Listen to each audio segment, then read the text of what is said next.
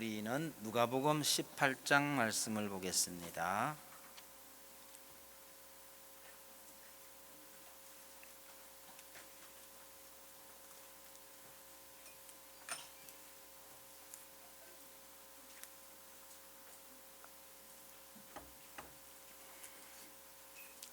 누가복음 18장 18절에서 30절입니다. 함께 봉독하십시다. 시작. 어떤 관리가 물어 이르되 선한 선생님이여 내가 무엇을 하여야 영생을 얻으리이까? 예수께서 이르시되 네가 어찌하여 나를 선하다 일컫느냐? 하나님 한 분 외에는 선한 이가 없느니라. 네가 계명을 안 하니 간음하지 말라, 살인하지 말라, 도둑질하지 말라, 거짓 증언하지 말라, 네 부모를 공경하라 하였느니라. 여짜오되 이것은 내가 어려서부터 다 지켰나이다. 예수께서 이 말을 들으시고 이르시되 네게 아직도 한 가지 부족한 것이 있으니 네게 있는 것을 다 팔아 가난한 자들에게 나누어 주라. 그리하면 하늘에서 네게 보화가 있으리라. 그리고 와서 나를 따르라 하시니 그 사람이 큰 부자이므로 이 말씀을 듣고 심히 근심하더라. 예수께서 그를 보시고 이르시되 재물이 있는 자는 하나님의 나라에 들어가기가 얼마나 어려운지 낙타가 바늘귀로 들어가는 것이 부자가 하나님의 나라에 들어가는 것보다 쉬우니라 하시니 듣는 자들이 이르되 그런즉 누가 구원을 얻을 수 있나이까? 이르시되 무릇 사람이 할 수 없는 것을 하나님은 하실 수 있느니라. 베드로가 여짜오되 보옵소서 우리가 우리의 것을 다 버리고 주를 따랐나이다. 이르시되 내가 진실로 너희에게 이르노니 하나님의 나라를 위하여 집이나 아내나 형제나 부모나 자녀를 버린 자는 현세에 여러 배를 받고 내세에 영생을 받지 못할 자가 없느니라 하시니라. 아멘. 최근에 아주 재밌는 일들이 많이 벌어졌는데요. 다주택 소유자인 청와대 참모 12명에게 집을 한 채만 남기고 다 팔아라 라는 명령이 떨어진 게 7개월 전입니다. 기한이 며칠 전에 끝났습니다. 7월 말까지가 기한이었는데요. 아직도 못 판 사람이 8명 남았답니다. 이 8명에게는 한 달간 기한을 더 줘서 8월 달 내로 매매 계약서를 내도록 했답니다. 여러분 무슨 생각이 드세요? 이런 얘기 들으면 팔아야 할 집이 없어서 다행이세요? 한 채밖에 없는 사람에게 해당 안 됩니다. 아니면요 높은 자리에 있지 않아서 다행인가요? 저는 이 신문 기사를 보면서요 세상에 무슨 코미디도 이런 코미디가 다 있나 싶은 생각이 드는 거예요. 부동산 정책에 대해서 논하고 싶지는 않습니다. 그런데 우리 예수님께서는요 이것보다가 더 심한 말씀을 하셨다는 거예요. 가진 것을 다 팔아. 여러분 이것도 굉장한 걱정이 될 수 있는 문제인데 그 다음이 더 심해요. 가난한 사람들에게 나누어 주라는 겁니다. 청와대 참모는요 팔기만 하면 돼요. 팔아서 받은 돈은요 이건 자기 마음대로 쓸 수 있는 거예요. 큰 손실은 없죠. 붙들고 있으면 더 많이 벌 수 있는데 그걸 팔아야 하는 아픔은 있을지 몰라도 판 돈은 자기 거예요. 그런데 예수님은요 그걸 가난한 자들에게 다 나누어 주라는 겁니다. 이게 얼마나 충격적인 말씀인가 생각을 해보셔야 합니다. 여러분 충격이에요? 아니면 아무렇지도 않으세요?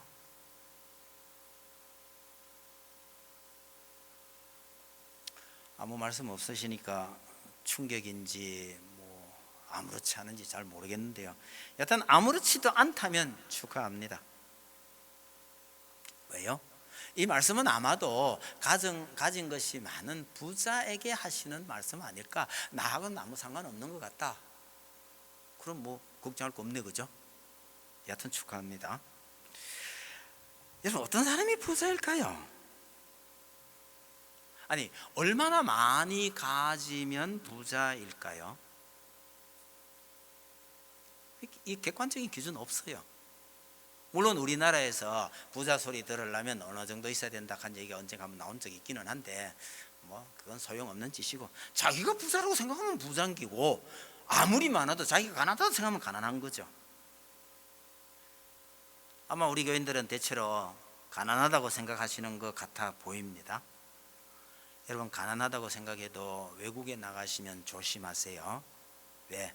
한국 사람들은요, 현금을 많이 가지고 있는 부자라고 생각하고 한국인만 골라가면서 노리는 외국인들이 많습니다.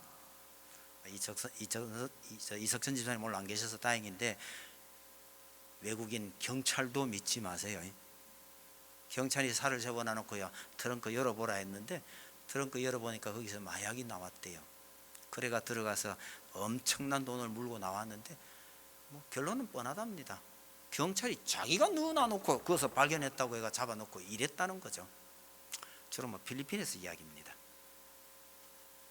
여러분, 외국 사람들이요, 한국 사람 별 부자 아닌데도 불구하고 참 부자로 여기는 사람들이 의외로 많습니다.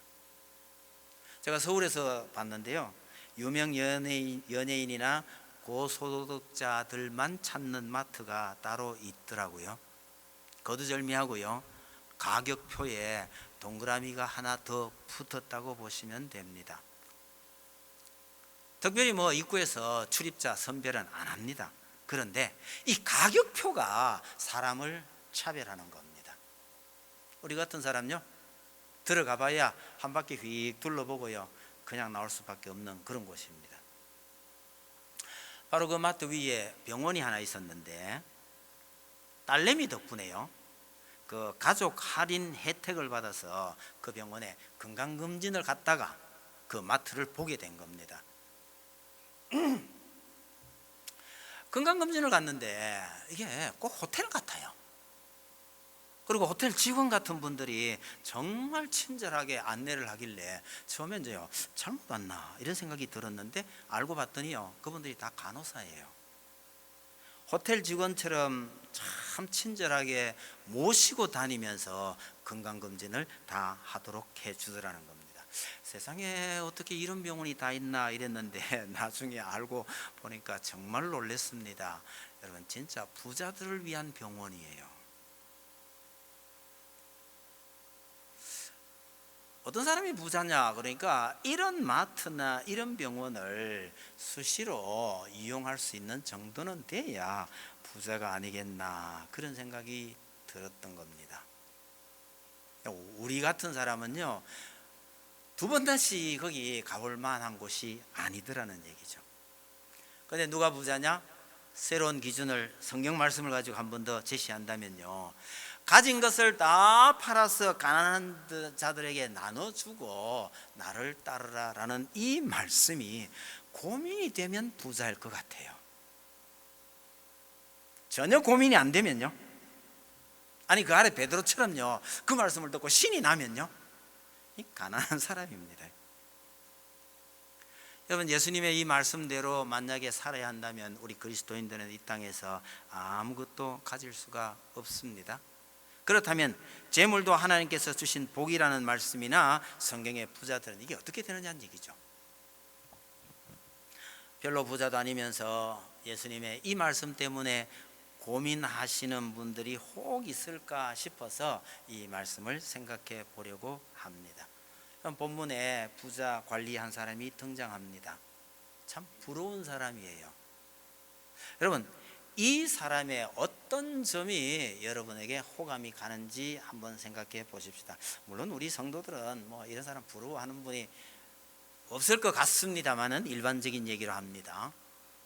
이 사람이요, 시작할 때 보니까 어떤 관리가 이렇게 돼 있죠.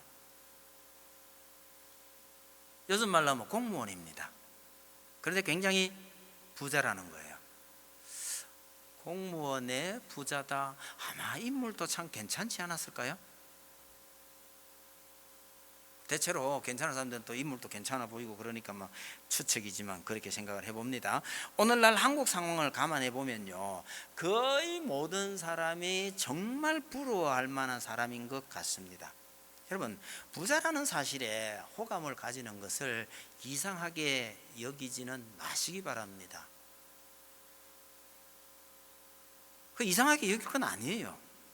그리스도인들도요, 이 땅에서 돈을 벌기 위해서 노력해야 합니다. 돈 벌려고 일 열심히 하는 걸 이상하게 보지 마시기 바랍니다.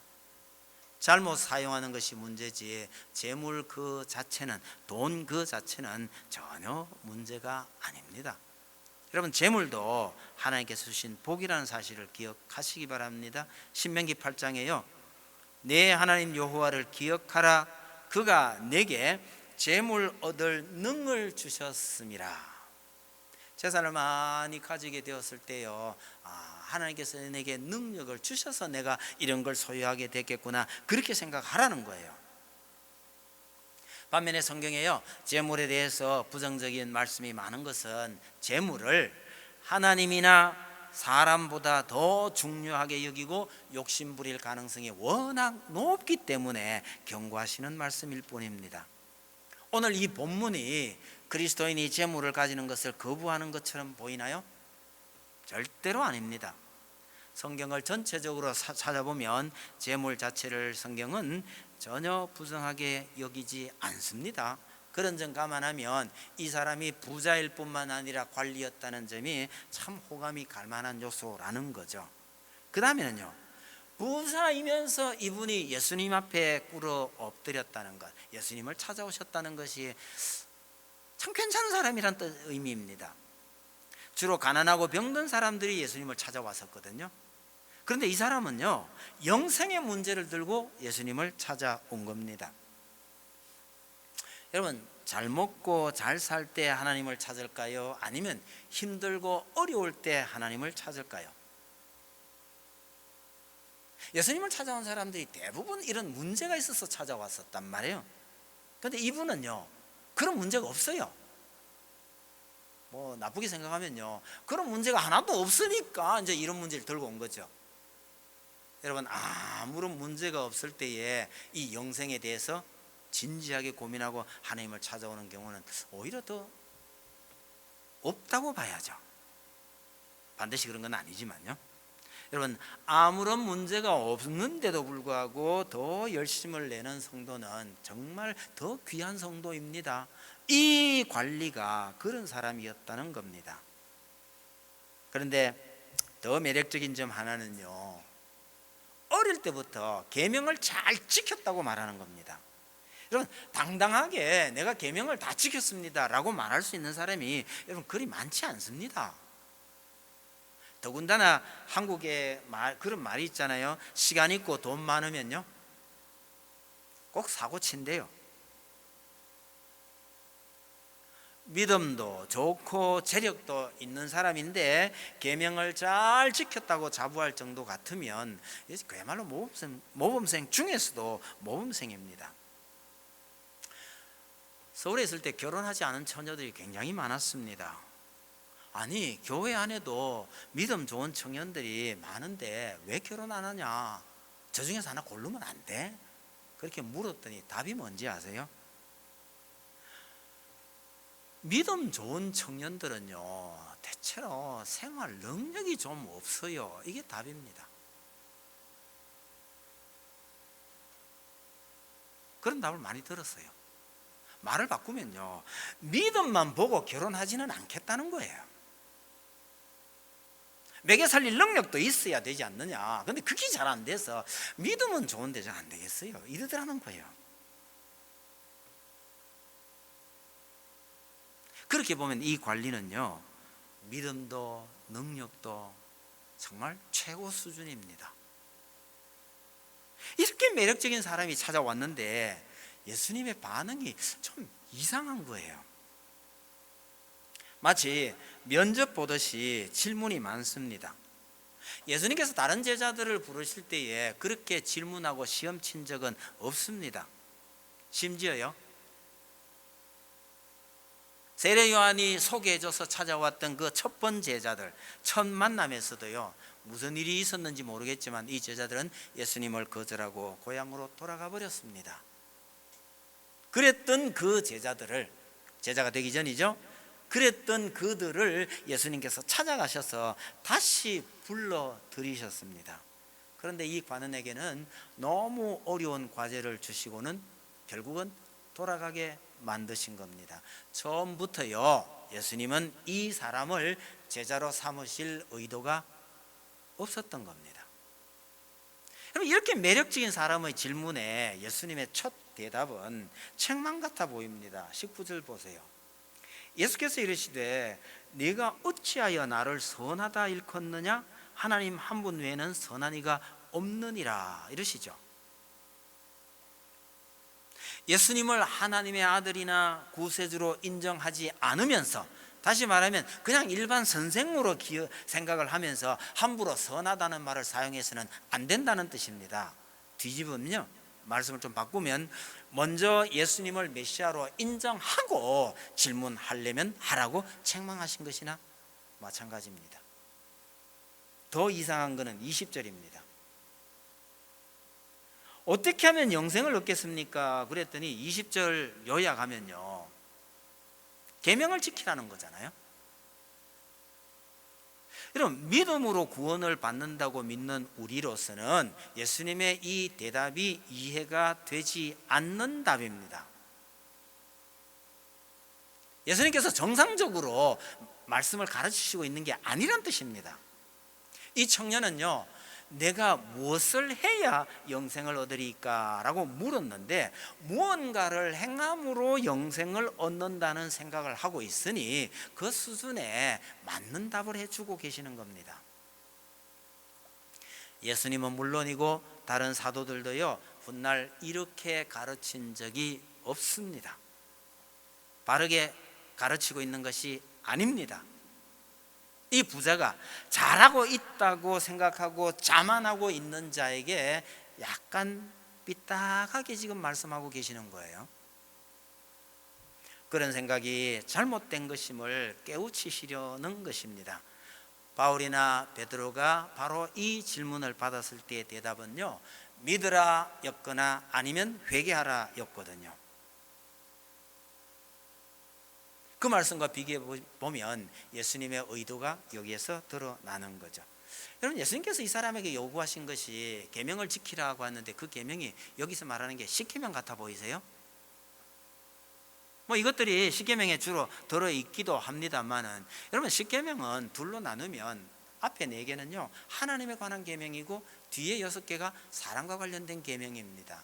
그런데 예수님께서 여기서는 하나님에 대한 계명은 말씀하시지 않아요. 어쩌면 십계명 중에서 더 중요한 하나님과의 관계된 계명을 말씀하지 않는 것은 이것이 십계명을 말씀하는 것이 아니란 뜻입니다. 이 부자가 자신 있는 부분만 지적하면서 그 자부심을 살살 키우는 겁니다. 풍선이 잘 터지도록 탱탱하게 바람 넣듯이 넣어놓고요, 마지막 순간에 바늘로 콕 찔러버리는 거죠. 가진 모든 것을 다 팔아서 가난한 자들에게 나누어 주고 예수를 따르라는 것은 이 부자가 도저히 할 수 없는 말씀입니다. 계명을 잘 지켰다고 자부하고 있는 이 부자의 자부심을요 무참하게 깨트려 버린 겁니다. 여러분, 성경 다른 곳 다 뒤져보세요. 재산을 전부 팔아서 가난한 자에게 주어라, 이런 계명은 없습니다. 하나님보다 재물을 더 사랑하는 자에게 주어지는 시험일 뿐입니다. 그런데요, 별 재산도 없는 여러분들 중에 혹시 이런 구절이 부담이 된다?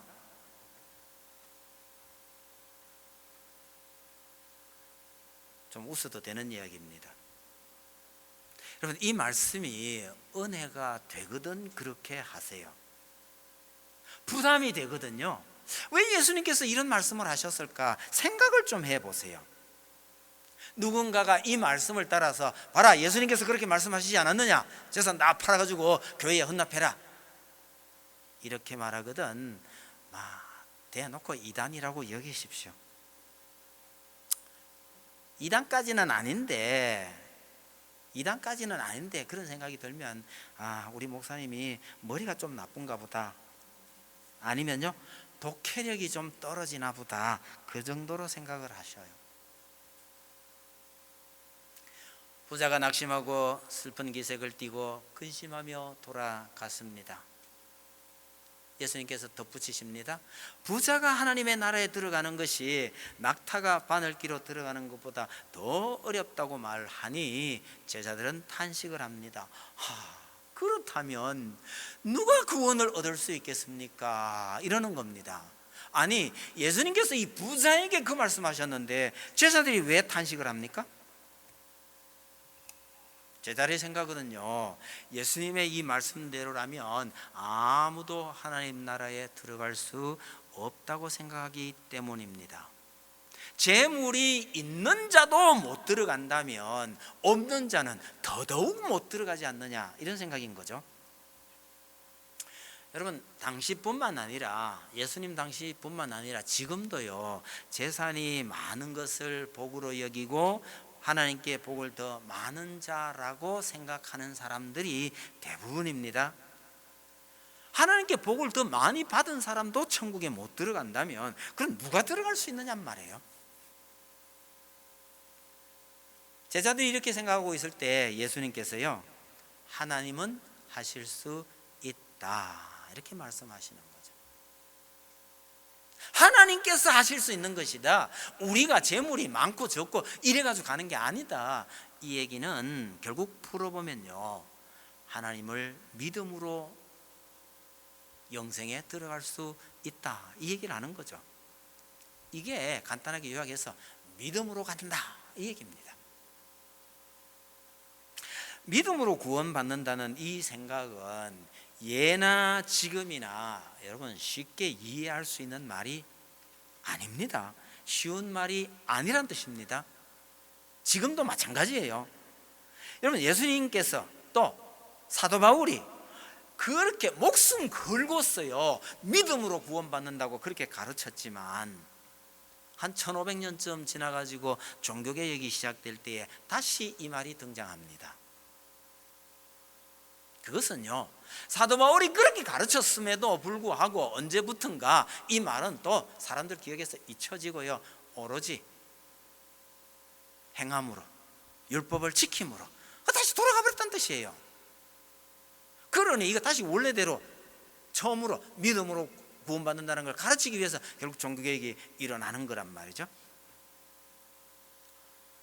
사도 바울이 그렇게 가르쳤고 예수님께서 이 말씀을 하셨어도 이게 사람들에게 그렇게 쉽게 받아들여진 것이 아니었다는 겁니다. 말하자면 긴긴 인류 역사에서요, 믿음으로 하나님 나라에 간다라는 것은 그렇게 쉽게 받아들여질 수 있거나 우리 머리로서 쉽게 이해될 수 있는 말씀이 아니었다는 거죠. 여러분, 많은 사람들 생각에 말도 되지 않을 것 같은 이 놀라운 일이 오늘 우리에게 자연스럽다는 것은 너무너무 놀라운 은혜가 우리에게 임하였다는 뜻입니다. 오늘 우리가 우리의 행위가 아니고 우리의 노력이 아니고 우리의 재산이 아니고 오직 믿음으로 하나님 나라에 들어갈 수 있다라고 말하는 것이요, 이게 쉬운 생각이 아니라는 거예요. 믿음 중에도 정말 큰 믿음입니다. 우리가 얼마나 큰 복을 받았느냐를 잘 보여주는 말씀입니다. 그럼 부자든 거지든 지위가 높든 낮든 가진 게 많든 적든 간에 영생을 얻는 것은 하나님의 선물입니다. 그런데 이 부자나 제자들의 공통적인 생각은요, 무엇을 해야 영생을 얻느냐, 이겁니다. 이들은 전부 인간의 노력에 관심이 있지만 예수님의 말씀은요, 구원은 하나님께서 가능케 하시는 것이니 전적으로 하나님을 의지해야 된다라는 것이죠. 그러니 아무것도 가진 것이 없던 베드로가요, 얼마나 좋아했을까요? 별로 버린 것도 없으면서요, 베드로가 이렇게 말합니다. 보옵소서, 우리가 우리의 것을 다 버리고 주를 쫓았나이다, 이러는데 이것도 야단 맞을 말 아닐까요? 그런데 예수님께서 그렇게 말씀하셔요. 현세에 여러 배를 받고 내세에서 영생의 복을 받을 것이라고 말씀하시는 거예요. 부자 관리보다가는 이 베드로가 오히려 더 야단을 맞아야 할 상황 같은데도 불구하고 베드로에게 칭찬을 하신 셈이죠.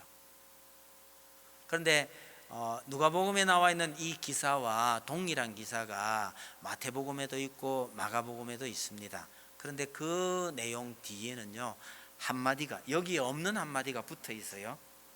먼저 된 자로서 나중되고 나중된 자로서 먼저 될 자가 많으니라, 이렇게 되어 있거든요. 베드로야, 훗날 그렇게 많은 걸 받게 될 거라고 들뜨지 말고 주의해야 한다, 그런 경고를 뒤에다가 붙여 놓으셨을 뿐입니다. 정리를 해보겠습니다. 여러분, 오늘 본문에서 하신 예수님의 말씀은 정상적인 설교나 가르침이 아닙니다. 이 사람을 제자로 부르시려고 하는 것도 아닙니다. 그러니 그 가운데 들어있는 말씀, 가진 것을 다 팔아서 가난한 자에게 나누어 주라 하는 것도 일반적인 계명이 아닙니다. 만약 이 말씀이 진리라고 믿고 모든 그리스도인이 재산을 다 팔아서 나누어 줘버리면 어떻게 될까요? 상상만 해도요, 정말 끔찍한 일이 벌어질 것만 같습니다. 저 신대원 동기 중에 저하고 나이가 같은 동갑내기가 있었습니다. 옆에서 보니 참 딱해요. 식구는 많고 수입은 전혀 없는 분이었어요. 재산도 없었어요. 제가 옆에서 하도 딱해서 뭘 먹고 사느냐 그랬더니요, 답이요, 까마귀 덕에 사는 거죠 뭐, 이러더라고요. 무슨 말인지 이해가 되세요? 제가 그 말 처음 들었을 때 이해가 잘 안 됐어요. 무슨 까마귀? 그랬더니요, 엘리야의 까마귀 말이다, 이러더라고요.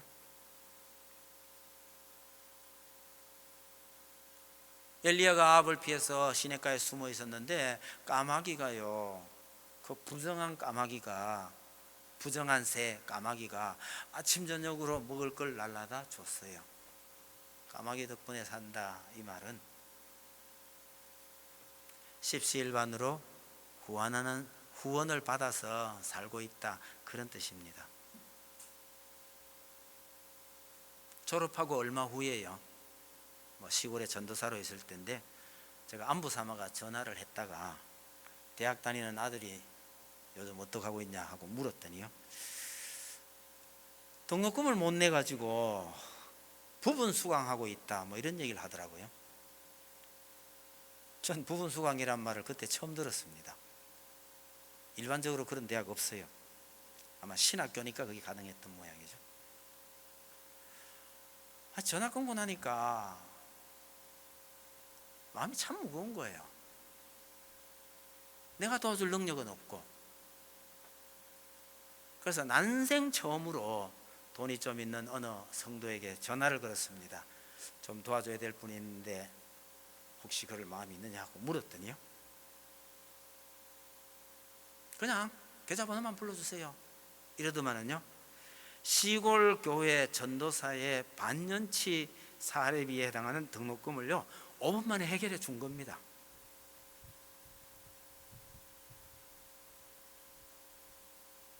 제 기분이 어떠했는지 아십니까?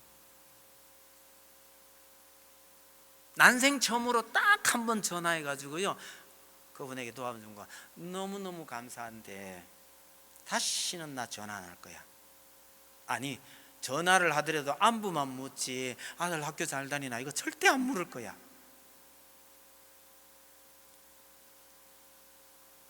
그렇게 도와준 그 성도한테는 너무너무 감사하지만 마음이 참 많이 이상하더라고요. 여러 감정이 뒤섞여서.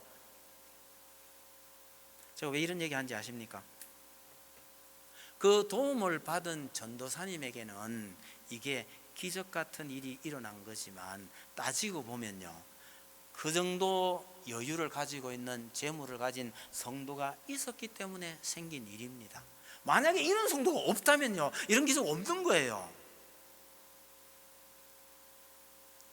오직 믿음만으로, 돈 한 푼 없이요, 믿음만으로 선교 사업을 하겠다 뭘 하겠다 해서 일 떠벌린 사람들이 굉장히 많은데요, 그런 분들이 가끔은 기적을 경험합니다.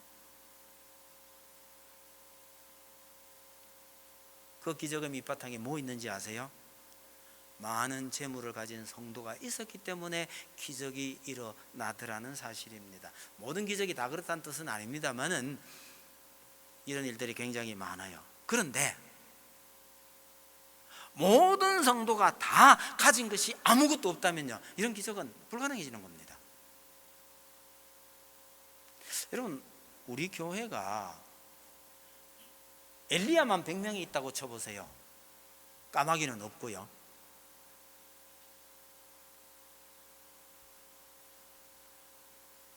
그냥 상상만 해보세요. 엘리야만 100명. 뭐죠?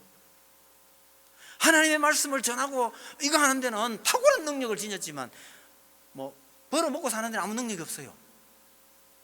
이런 엘리야만 100명이 있으면요, 까마귀는 없어. 모든 그리스도인들이 가진 걸 다 팔아버리면 이런 현상이 생기는 겁니다.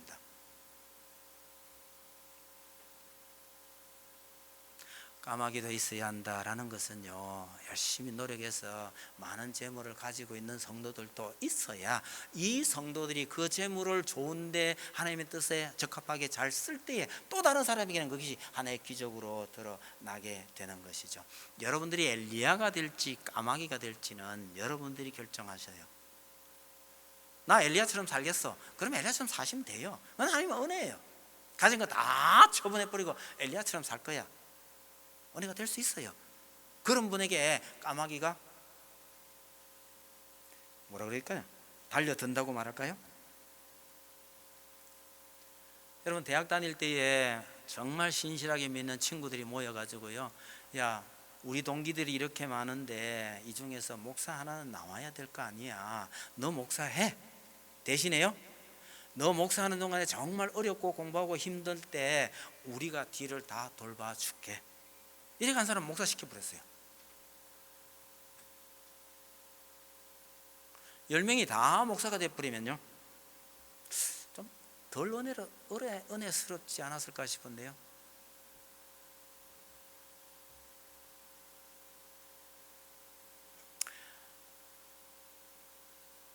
결과적으로 제가 드리고 싶은 말씀은, 예수님의 이 말씀은 오늘날 우리 모든 성도들이 지켜야 할 계명이나 진리는 아니란 사실입니다. 그래도 여러분, 예수님의 이 말씀이 참 부담스럽다 그렇게 생각이 되시면, 여러분, 하나님께서 내게 특별한 복을 많이 주셨다라고 생각하시고 하나님께서 기뻐하시는 곳에 잘 쓰시기를 바랍니다. 전도서 5장에 있는 말씀을 하나 소개합니다.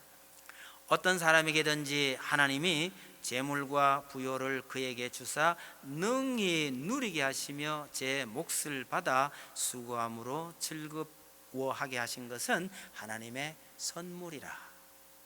간단하게 요약하면요, 재물을 많이 받아서 이것을 누리고 즐거워하는 것은 하나님의 선물이라고 말합니다. 하나님의 선물이니 소중하게 잘 간직하든지 귀한 곳에 잘 쓰시든지 해야 될 겁니다. 영생의 복은 물론이고요, 이 땅에서도 재물의 복을 제대로 누리며 사시기를 간절히 바랍니다. 찬송 드립시다. 429장입니다.